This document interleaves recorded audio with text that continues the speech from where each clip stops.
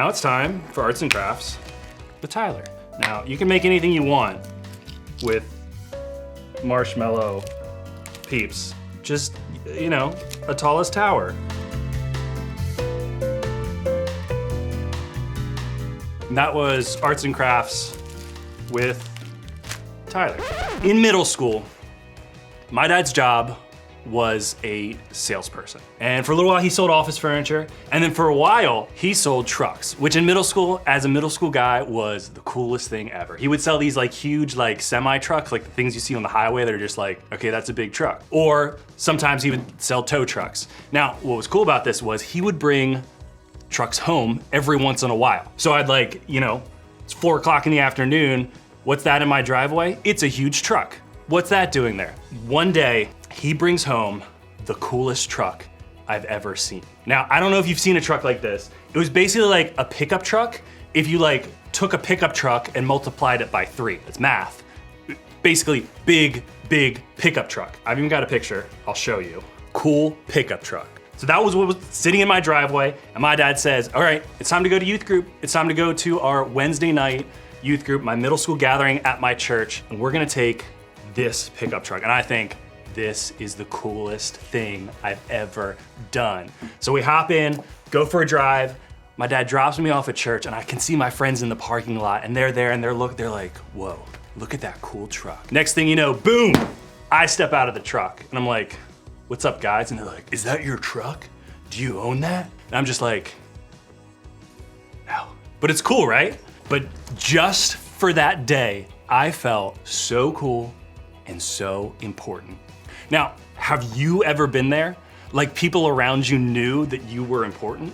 Like you were on top of the world, like you were seen and you were noticed and you were valued by the people around you. Maybe your latest TikTok went viral, or you're the top scorer in your sport. Maybe you're the smartest person in your class, or you just got voted class president. Maybe you recently earned your black belt in martial arts. Now, if you've ever had an experience like that, then you know just how good it feels to be seen as important to somebody else. But if we're all honest, I think we'd also say there are places in our lives where we don't feel so important. And that feeling, it's not so awesome.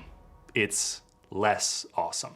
Maybe you're not playing as well in soccer as you'd like, or maybe you just can't understand math, but everybody else in the class seems to just like get it. Maybe you feel like you're an outsider at school and you wonder if anybody even knows your name. Maybe nobody ever likes or comments on the videos you post, or nobody invites you to hang out. Things like that, they make us feel anything but important, don't they? I think the reality is that most of us probably feel unknown or unimportant at some point. We wonder if we're really noticed or seen by the other people at school or at home or even here at church. It seems like only certain people get to feel important all the time. And we're just lucky to feel important every once in a while. Now, if you've ever felt that way, first, I wanna say, I'm so glad you're here.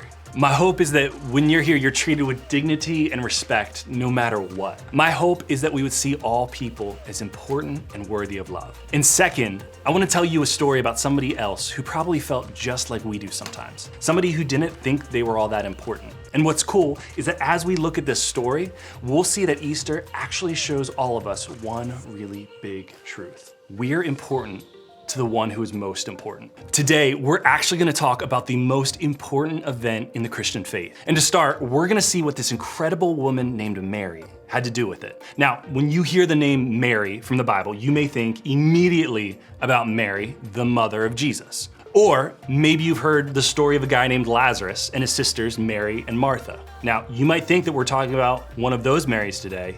You'd be wrong. Different Mary. While both of those are pretty important women in the Bible, they're not the Mary we're talking about today. This Mary may not have been the most well-known Mary, but what we're about to learn about her life is powerful. This Mary was from a small fishing village called Magdala, so she was known as Mary Magdalene. Now, here's the thing, it's actually a pretty big deal that we can talk about any of these Marys today. Because at the time they lived, women didn't have a lot of rights or freedoms or opportunities like the men did in their culture. That's actually one reason there are a lot more men talked about in the Bible than women. And that's also what made Jesus so interesting. In a culture that gave women less rights, less leadership, and less opportunities, Jesus went out of his way to value women and give them opportunities. In fact, we know that during his life and ministry, he was close to Mary Magdalene. He knew her by name. He saw her as important. We know this because some of Jesus' closest followers, Matthew, Mark, Luke, and John, recorded it for us in the Bible. And because Jesus was close to Mary Magdalene, she's included in the story we read every year at Easter. She's a part of the event that shaped our Christian faith. So, let's take a look. Mary was standing outside the tomb crying, and as she wept, she stooped and looked in. She saw two white-robed angels, one sitting at the head and the other at the foot of the place where the body of Jesus had been lying. "Dear woman, why are you crying?" the angels asked her. "Because they have taken away my Lord," she replied, "and I don't know where they have put him." So, to catch us up, Jesus had just been killed. He was crucified on a cross, which was a horrible and public death that friends like Mary Magdalene witnessed. Then he was buried in a tomb. And because she cared so much about him, Mary went to visit Jesus' grave. But what did she find? That it was empty. Empty, empty, empty! Did somebody move his body? Thinking that that happened, Mary began to weep even more. Then we learned that Mary was visited by two angels who wanted to know why she was so sad. And you're telling me, wait, angels? That's amazing. But right after that, something amazing happened that took Mary totally by surprise. Something that changed things not just for Mary, but for all of us who believe in Jesus even still today. Take a look. She turned to leave and saw someone standing there. It was Jesus, but she didn't recognize him. "Dear woman, why are you crying?" Jesus asked her. "Who are you looking for?" She thought he was the gardener. "Sir," she said, "if you have taken him away, tell me where you have put him, and I will go and get him." "Mary," Jesus said. She turned to him and cried out, "Rabboni," which is Hebrew for teacher. So there Mary was, weeping over the death of her friend and teacher. And then just like that, another person appeared. Now, of course, thinking Jesus was dead, she didn't recognize that it was him. After all, she saw him die. But then Jesus used Mary's name. He wanted her to know that it was him, that he knew her, that he saw her. And when he spoke her name, she recognized him immediately. And of course, she was in shock. See, Jesus had just risen from the dead.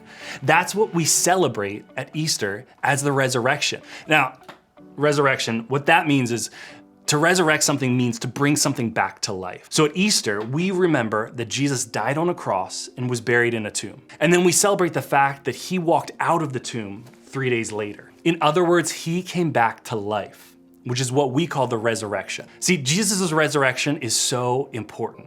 Because of it, we can trust that God is who he says he is. Jesus spent years in his ministry telling his followers that this very thing would happen, that his death and his resurrection were coming, and that these events would change everything. And then, it actually happened. It was all true. And because of that, we can believe all the things Jesus promised to us are true too. We can walk confidently knowing that we can be close to God. Jesus made that possible for us for eternity through the resurrection. That's what makes Easter so important. And one of the reasons we know this important thing happened is because Mary was there to see him. She witnessed it with her own eyes, and she followed through on an important task. Take a look. "Don't cling to me," Jesus said, "for I haven't yet ascended to the Father. But go, find my brothers and tell them, I am ascending to my Father and your Father, to my God and your God." Mary Magdalene found the disciples and told them, "I have seen the Lord." Then she gave them his message.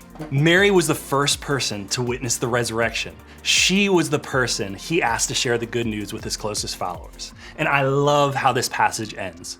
She gave them his message. I mean, talk about an important job. Because Mary believed, she knew what Jesus' resurrection meant. She said yes to sharing that message with the rest of his followers. She is one of the reasons we have record of those moments still today.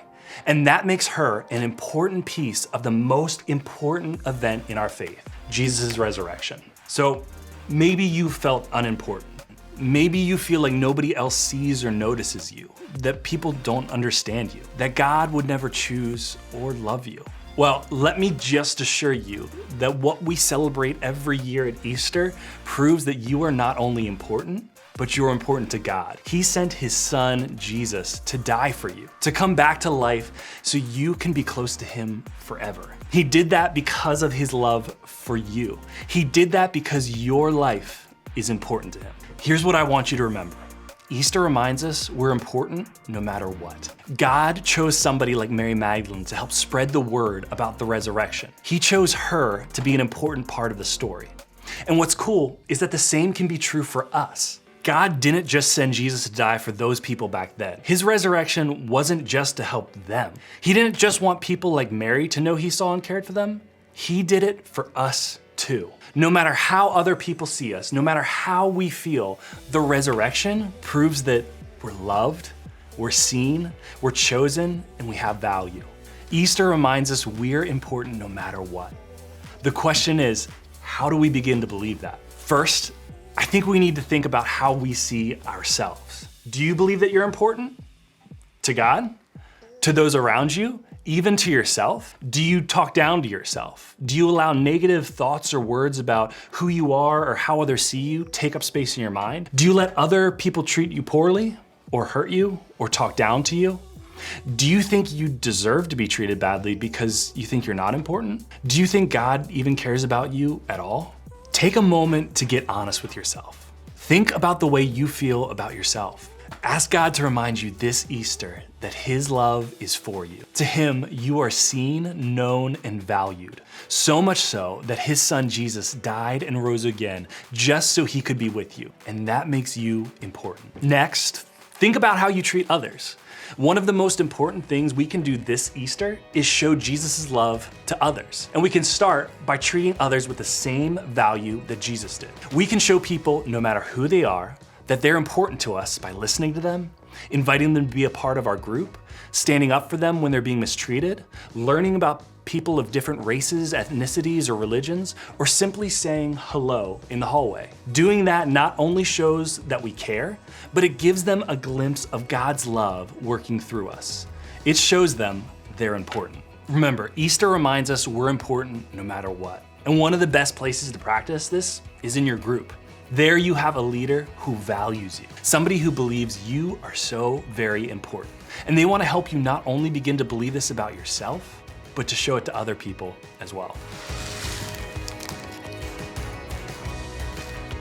Happy Easter.